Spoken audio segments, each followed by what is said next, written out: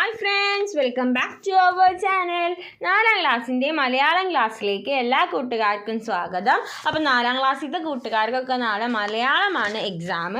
അപ്പോൾ മലയാളത്തിലെ മുൻവർഷത്തിൽ ചോദിച്ചിട്ടുള്ള ഒരു ബെസ്റ്റ് ക്വസ്റ്റ്യൻ പേപ്പറാണ് നമ്മൾ ഈ വീഡിയോയിൽ ഡിസ്കസ് ചെയ്യുന്നത്. അപ്പോൾ നമുക്ക് നോക്കി നോക്കാം. ആദ്യത്തെ പ്രവർത്തനം 1. വായിക്കാം, എഴുതാം. സ്നേഹസാഗരം. കടന്നു പോകാനല്ലേ പറഞ്ഞത്, ഇനി ഇവിടെ കാണരുത്. അയാൾ ക്ഷുഭിതനായി. അടഞ്ഞുകിടന്ന വാതിലിനു മുന്നിൽ വൃദ്ധൻ കുറച്ചു നേരം നിന്നു. വാതിൽ തുറന്നില്ല. വൃദ്ധൻ വെച്ച് നടന്നു. ശല്യം ഒഴിഞ്ഞു പോട്ടെ. സ്വന്തം അച്ഛനെ പടിയിറക്കി മകൻ ആശ്വസിച്ചു. മുത്തശ്ശ, ഒരു കുട്ടി സ്നേഹത്തോടെ അയാളുടെ കൈ പിടിച്ചുകൊണ്ട് പറഞ്ഞു.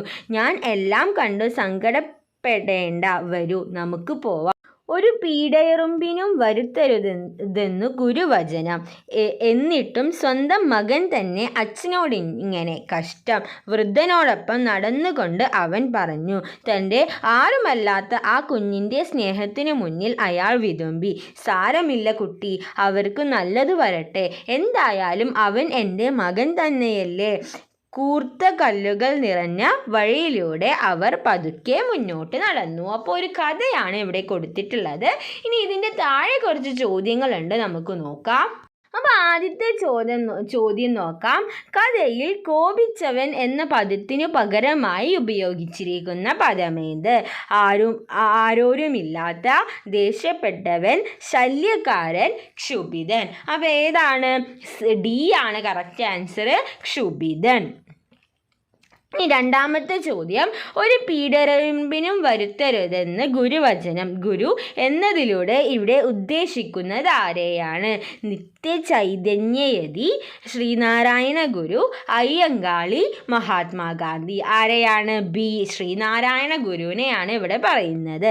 ആരെയും ഉപദ്രവിക്കരുത് എന്ന അർത്ഥം വരുന്ന വാക്യം കഥയിൽ നിന്ന് കണ്ടെത്തുക. ഏതാണ് വാക്യം? നിന്നെ പോലെ നിന്റെ അയൽക്കാരനെയും സ്നേഹിക്കുക. ശല്യം ഒഴിഞ്ഞു പോട്ടെ. ഒരു പീഡയെറുമ്പിനും വരുത്തരുത്. സങ്കടപ്പെടേണ്ട, വരൂ നമുക്ക് പോവാം. അപ്പോൾ ഇതിൽ ഏതാണ് കറക്റ്റ് ആൻസർ? ഒരു പീഡയെറുമ്പിനും വരുത്തരുത് എന്ന സി ആണ് കറക്റ്റ് ആയിട്ടുള്ള ഉത്തരം. എന്താ? പടിയിറക്കപ്പെട്ട വൃദ്ധനെ സ്നേഹത്തോടെ ചേർത്ത് പിടിച്ച കുഞ്ഞിൻ്റെ പ്രവൃത്തിക്ക് സമാനമായ സംഭവം കൂടെയില്ലാത്തവർ എന്ന പാഠത്തിലുണ്ട്. ഏതാണ് നമുക്ക് വായിച്ചു നോക്കാം. കാട്ടുതീയിൽ നിന്ന് സ്വയം രക്ഷ തേടി പറന്നു പോകുന്ന കാക്കകൾ, മഴ നനഞ്ഞു പോകുന്ന അനിയനല്ലാത്ത അനിയനെ തൻ്റെ കുടയിൽ കൊണ്ടുപോകുന്ന പെൺകുട്ടി, കണ്ണന് 2 കൈയിലും വെണ്ണ നൽകുന്ന അമ്മ, പാട്ടുപാടി ചുറ്റുപാടും വസന്തം വിരിയിച്ച മൈന. അപ്പോൾ ഇതിൽ കറക്റ്റ് ഉത്തരം ഏതാണ് കൂട്ടുകാരെ? കറക്റ്റ് ഉത്തരം മഴ നനഞ്ഞു പോകുന്ന അനിയനില്ലാത്ത അനിയനെ തൻ്റെ കുടയിൽ കൊണ്ടുപോകുന്ന പെൺകുട്ടി. അപ്പോൾ അതാണ് കറക്റ്റായിട്ടുള്ള ഉത്തരം. ഇനി 5ാമത്തെ നോക്കാം. അവർക്ക് നല്ലത് വരട്ടെ.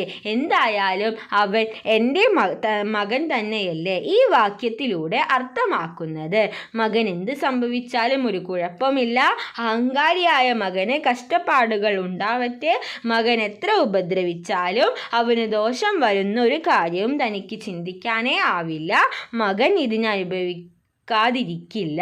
അതിലേതാണ്? ഓപ്ഷൻ സി ആണ്. മകൻ എത്ര ഉപദ്രവിച്ചാലും അവന് ദോഷം വരുന്നൊരു കാര്യം തനിക്ക് ചിന്തിക്കാനേ ആവില്ല. അതാണ് കറക്റ്റായിട്ടുള്ള ഉത്തരം. ഓക്കെ, ഇനി നമുക്ക് അടുത്ത പ്രവർത്തനം എന്താണെന്ന് നോക്കി നോക്കാം. പ്രവർത്തനം 2. അനുഭവക്കുറിപ്പ്. പുതുമഴയും പ്രവേശനോത്സവത്തിന് ഒരുങ്ങിയെത്തി. വർണ്ണക്കുടയും പുത്തനുടുപ്പുമായി നനഞ്ഞും നനയാതെയും കളിച്ചും ചിരിച്ചും നീതു സ്കൂളിൻ്റെ പടികൾ കയറി. മഴയോടൊപ്പം കൊട്ടുപാട്ടുമായി ആർത്തുല്ലസിച്ച് ആ ദിനം മറക്കാൻ പറ്റാതെയായി. നീതുവിൻ്റെ ആ ദിവസത്തെ അനുഭവം എഴുതൂ. മഴയനുഭവങ്ങളും പ്രവേശനോത്സവങ്ങളും വിട്ടുപോവാതെ ചേർക്കണേ. അപ്പോൾ ഇത് കൂട്ടുകാരെ ചെയ്ത് നോക്കണം. ഡയറി എഴുതാൻ നമുക്കറിയാം, ഡേറ്റൊക്കെ എഴുതണം. എന്നിട്ട് കൂട്ടുകാരുടെ മഴ അനുഭവങ്ങളും എല്ലാം ചേർത്തിട്ട് ഒരു കുറിപ്പ് തയ്യാറാക്കുക. സ്കൂളിലേക്ക് പോകുമ്പോൾ മഴ നനഞ്ഞിട്ടുള്ള അനുഭവം ഇല്ലേ, അതൊക്കെ കൂടി കൂട്ടി ചേർത്തിട്ട് അനുഭവം തയ്യാറാക്കുക. ഓക്കെ. ഇനി അടുത്തത് വാർത്ത എഴുതാം. പ്രവർത്തനം 3 സ്വാതന്ത്ര്യത്തിൻ്റെ 75ാം വാർഷികം എല്ലാ വിദ്യാലയങ്ങളിലും ഗംഭീരമായി ആഘോഷിച്ചു. നിങ്ങളുടെ വിദ്യാലയത്തിലും വിപുലമായ ആഘോഷങ്ങൾ നടന്നിട്ടുണ്ടാവുമല്ലോ. ആഘോഷ പരിപാടികൾ എല്ലാവരെയും അറിയിക്കാൻ സഹായകമായ ഒരു പത്രവാർത്ത തയ്യാറാക്കാം. അപ്പോൾ ഒരു പത്രവാർത്ത തയ്യാറാക്കാനാണ് പതാക ഉയർത്തൽ, ദേശഭക്തി ഗാനം, മധുര പലഹാര വിതരണം. അപ്പോൾ ഇതൊക്കെ ചേർത്തിട്ട് എന്ത് ചെയ്യണം? ഒരു പത്രവാർത്ത തയ്യാറാക്കണം. അപ്പോൾ നമുക്കത് തയ്യാറാക്കി നോക്കാം. സ്വാതന്ത്ര്യദിന ആഘോഷം. കോഴിക്കോട് ഗവൺമെൻറ് ABC സ്കൂൾ ഈ വർഷത്തെ സ്വാതന്ത്ര്യദിനം ഗംഭീരമായി ആഘോഷിച്ചു. സ്വാതന്ത്ര്യത്തിൻ്റെ 75 വാർഷിക ആഘോഷങ്ങളുടെ ഭാഗമായി ഹെഡ് മാസ്റ്റർ പതാക ഉയർത്തി. PTA പ്രസിഡന്റ് ആശംസാ പ്രസംഗം നടത്തി. ദേശഭക്തി ഗാനങ്ങൾ, വിവിധ സ്വാതന്ത്ര്യ സമര സേനാനികളുടെ വേഷപ്പകർച്ച, കുട്ടികളോടൊപ്പമുള്ള ജാഥ എന്നീ വ്യത്യസ്ത പരിപാടികൾ സംഘടിപ്പിച്ചു. പായസ വിതരണത്തോടെ ചടങ്ങുകൾ അവസാനിപ്പിച്ചു. ഓക്കെ, അപ്പോൾ ഇങ്ങനെ വേണം തയ്യാറാക്കാനായിട്ട്. നമുക്ക് അടുത്ത പ്രവർത്തനം എന്താണെന്ന് നോക്കി നോക്കാം. ഇനി പ്രവർത്തനം 4 കുറിപ്പെഴുതാം. അനന്തുവിന് സൈക്കിൾ സവാരി ഏറെ ഇഷ്ടമാണ്. ഒരു ദിവസം സൈക്കിൾ അതിവേഗം സഞ്ചരിക്കുമ്പോൾ സൈക്കിൾ ഒരു പാവം നാടോടിക്കുട്ടിയുടെ ദേഹത്ത് പോയിടിച്ചു. അവൾ താഴെ വീണു. അവൻ അവളെ മെല്ലെ എഴുന്നേൽപ്പിച്ച് സമാധാനിപ്പിച്ചു. മുറിവുകളെല്ലാം കഴുകി വൃത്തിയാക്കി. പിന്നീട് എല്ലാ ദിവസവും ഏതെങ്കിലും സമ്മാനവുമായി അവൻ അവളെ കാണാനെത്തും. ഒരു ദിവസം ഒരു പുസ്തകമാണ് നൽകിയത്. എനിക്ക് വായിക്കാൻ അറിയില്ല, അവൾ പറഞ്ഞു. അതിനെന്താ, ഞാൻ വായിച്ചു തരാം. കഥകളും പാട്ടുകളുമായി ദിവസങ്ങൾ പോയതറിഞ്ഞില്ല. അനന്തുവിൻ്റെ സഹായത്തോടെ അവൾക്കിപ്പോൾ വായിക്കാനറിയാം, എഴുതാനറിയാം. അനന്ത് ചെയ്ത പ്രവൃത്തിയെക്കുറിച്ച് നിങ്ങൾക്ക് എന്തു തോന്നുന്നു? കുറിപ്പെഴുതൂ. അപ്പോൾ നമുക്ക് അനന്ത് ചെയ്ത പ്രവൃത്തിയെക്കുറിച്ചിട്ട് കുറിപ്പ് തയ്യാറാക്കാം. അനന്തു 2 കാര്യങ്ങൾ ചെയ്തതാണ് ഇവിടെ പറയുന്നത്. സൈക്കിൾ മുട്ടി മുറിവ് പറ്റിയ കുട്ടിയെ പരിചരിക്കുകയും പിന്നെ പുസ്തകങ്ങൾ വായിക്കാൻ അവളെ പഠിപ്പിക്കുകയും ചെയ്തു. അപ്പോൾ അനന്ത് ചെയ്തിട്ടുള്ള 2 കാര്യങ്ങളെ കുറിച്ചിട്ടാണ് ഇപ്പോൾ ഇവിടെ പരാമർശിച്ചിട്ടുള്ളത്. അപ്പോൾ ഒന്ന് എന്താണ്, അവളെ സൈക്കിൾ ഇടിച്ചപ്പോൾ ആ മുറിവൊക്കെ പരിചരിച്ച് അത് കെട്ടിക്കൊടുക്കുകയൊക്കെ ചെയ്തു. മാത്രമല്ല അവൾക്ക് എന്താണ്, പുസ്തകം വായിക്കാനായി കൊടുത്ത് അവളെ പഠിപ്പിക്കുകയും ചെയ്തു. അവൻ ചെയ്ത ഈ 2 പ്രവൃത്തികളും നല്ലതാണ്. അപ്പോൾ ഈ 2 പ്രവൃത്തികളും നല്ല പ്രവൃത്തികളാണ്.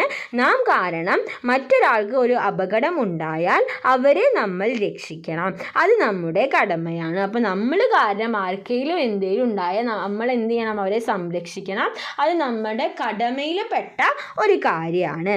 ആ കടമ അനന്തു കൃത്യമായി നിറവേറ്റി. അപ്പോൾ ആ കടമ എന്താണ്? അനന്തു കൃത്യമായിട്ട് അത് ചെയ്തിട്ടുണ്ട്.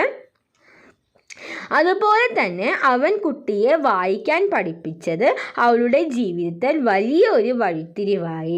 അപ്പം അത് മാത്രമല്ല, അവൻ അവളെ സംരക്ഷിക്കുകയും പിന്നെ അവൾക്ക് അറിയാത്തത് പഠിപ്പിച്ചു കൊടുക്കുകയും ചെയ്തു. എഴുതാനും വായിക്കാനും ഒക്കെ അനന്തു ആ കുട്ടിക്ക് പഠിപ്പിച്ചു കൊടുത്തു.